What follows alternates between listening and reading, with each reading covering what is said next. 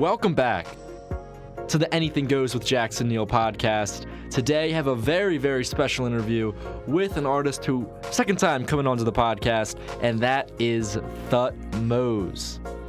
Really, really excited to share this podcast with you guys, but first, a couple quick announcements. As always, you can find this podcast, SoundCloud, Stitcher, iTunes, YouTube, Spotify, but also launching JacksonNeillPodcast.com. That's where you can find all of the podcasts that I do and keep up to date with every single one of that. So check out JacksonNeillPodcasts.com for all of my podcasts. But today, I'm bringing on Thutmose, talking about his current latest tour. By the time you're hearing this, he might already be done this tour, but he's right now on tour with Made in Tokyo. Saw his show, very, very good. He's talking about that and much more, a lot of his latest music, including his Man on Fire project from the end of 2018. And a quick note, this is an in-person video interview, so check out the link to YouTube if you're not already on YouTube down in the description.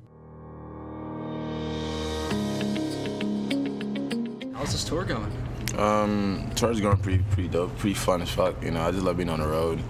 Meet new faces every other night. You know, new place. You know, new spot. It's fun. Yeah. Got a favorite spot so far? Favorite spot? I got a few favorite spots. San Antonio. Okay. Vancouver, Seattle, New York. Obviously, hometown love. Yeah, it's a good amount of fire spots. You know, just like Exactly. Yeah, there's a lot of cool spots all across the country. I mean, I heard you just came back. You're in Philly right now. You just came back from New York. Yeah. Hometown show. What was that like? Yeah, I'd be sick. I mean, it's you know, you never truly know how late your city's gonna be, but you know, they show love. You know, a lot of homies in the crowd, a lot of supporters. Just city showed me love, and it's just cool that whenever you could get like love from wherever you're from, whatever you're raised, you know, for the most part. So blessed. Yeah. So I kind of want to big vibes. I want to go back to your latest project, Man on Fire. Mm-hmm. Can you just tell me a little bit about just overall the process behind that?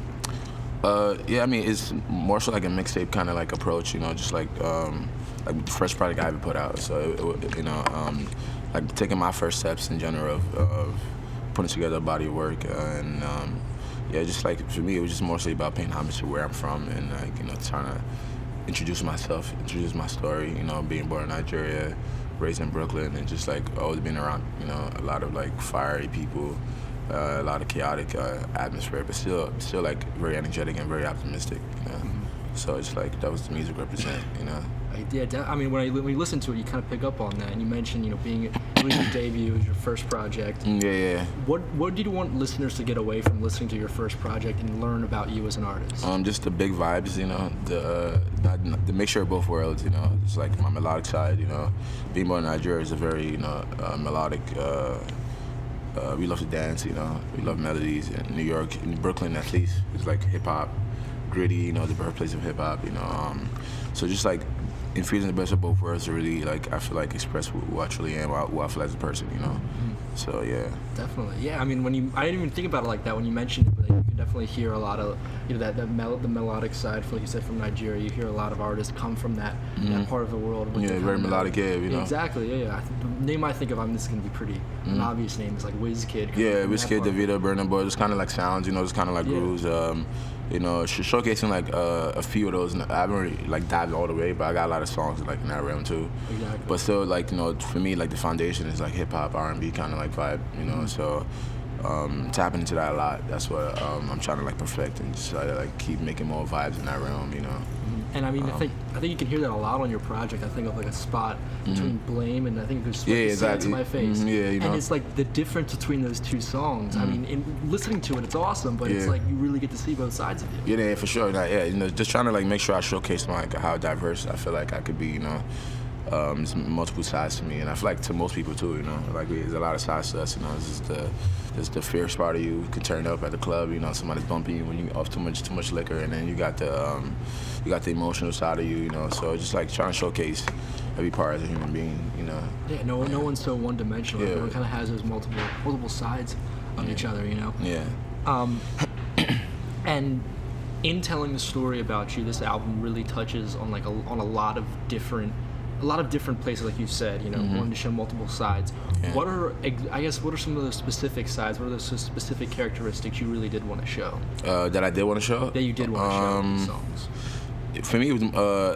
I mean, for me, like melodies for me come naturally. You know, that's like for me. I feel like when I'm creating hooks, I just like trying to like figure out how to like express myself. So for me, the part I feel like I had to show was just like the hard, you know, bars. You know, coming straight to my face, let them go, rounds, those kind of vibes. You know, like I just on the first one. You know, I just felt very, you know, to like showcase like those kind of abilities, because like, you know, I have like the bigger kind of records, you know, obviously like the Route Means the Woo, the Memories. Memories not on the project, but just like, you know, I have those kind of bigger vibes, but still like, still always got to showcase like in hip hop, you got to showcase like the skills. So it's just like your flows, your ability to put together witty lines, shit like that. So just trying to make sure I never forget to like, you know, harness that part. Exactly. I mean, when I listened to the project, it's crazy. Those were like the songs you just mentioned, like "Say It to My Face," "Let 'Em Go." Those were the songs I remember listening to and looking up, going, "Wait, he's showcasing this side." Yeah, of course. He's man. rapping really hard on these. Yeah, man. I had to make sure, let them know what it is. You know, get me from Brooklyn and not be able to slide over, like, you know, a certain, you know, and just coming up, just like being inspired by Kendrick, you know, which is why I mean, my entire life I've been writing, but like that's why I honestly started like taking it serious, because my mom bought me a laptop in high school, my junior year, or my sophomore year, and I was going crazy over Section 80, and like, you know, Kendrick was just popping up to the scene at that time. So for me, it was just about like just like paying homage to people who's like set the precedent before me, you know. Even though I'm aware of my own like special gifts, my own special unique sound, you know, still paying homage to that kind of like hip hop sound, you know, it would make sense, you know. Which is why I did Humble. Yeah. You know, like the Humble freestyle, and it's like the first really thing I really put out. And that kind of went viral and I went crazy. So yeah. Definitely. I mean, you mentioned right there Section 80. That's one of my favorite Kendrick projects. So I just have to ask this for you as someone else who loves that project. Yeah. Favorite song off of it? Of Section 80? Yeah. I know it's a tough question. I'm putting you on the spot here. I'm trying to figure out, because obviously the obvious one is Rigor Mortis, but I want to go for a more tasteful pick.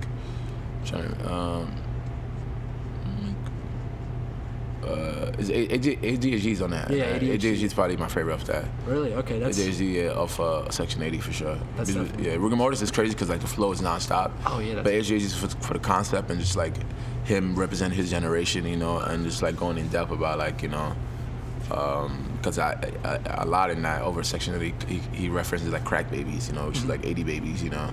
So I guess that's like his generation. So for him to like put it, you know, that whole time lapse on his back and like represent his generation, I think is what really took him to a whole different level. But yeah, HAG for sure. That's a song I go back to probably like every year and a half. Yeah, so. Exactly. You know, and it almost takes a different meaning each time you listen to it. Yeah, for sure. Like I like, you know, he definitely took the harder route. You know, being an in-depth like artist, you know, it takes some time, so you don't really pop up as a bubblegum fast kind of like, you know. But you know, so a lot of respect to him for like hitting like a nerve that's like deeper than just like what's on the surface, you know, if that makes sense.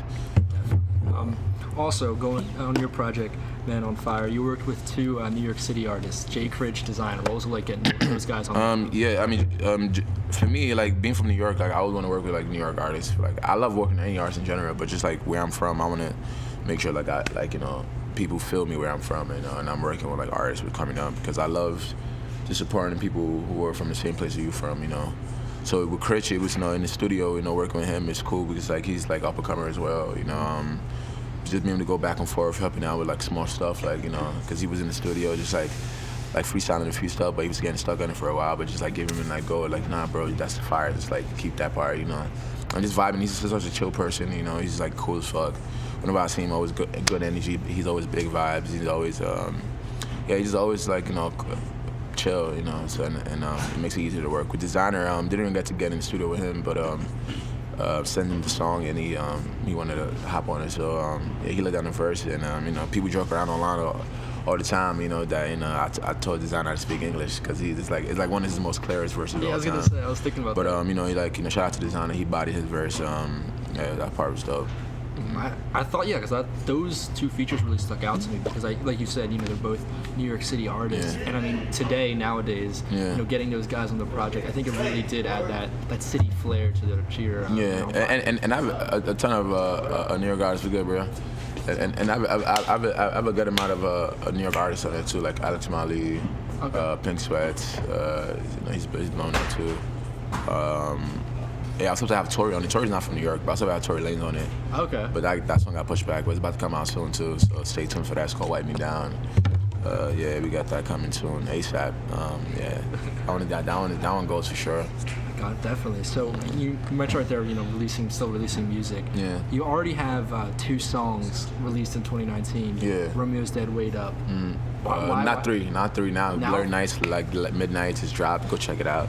Okay, so 3 songs now. So why these tracks in the beginning of the year? I mean, I've had these songs for like a few months. I wanted to get them out ASAP because Man on Fire. A lot of people don't know. I had a lot of those songs for like a year and a half. Oh, really? Some even 2 years. But yeah, it was because it was like me like going out to LA for the first time, working producer. So I had a lot of music stocked up, and then Blurry Nights, Wait Up, Romeo's Dead is our songs that we're working on the last 6 months or so.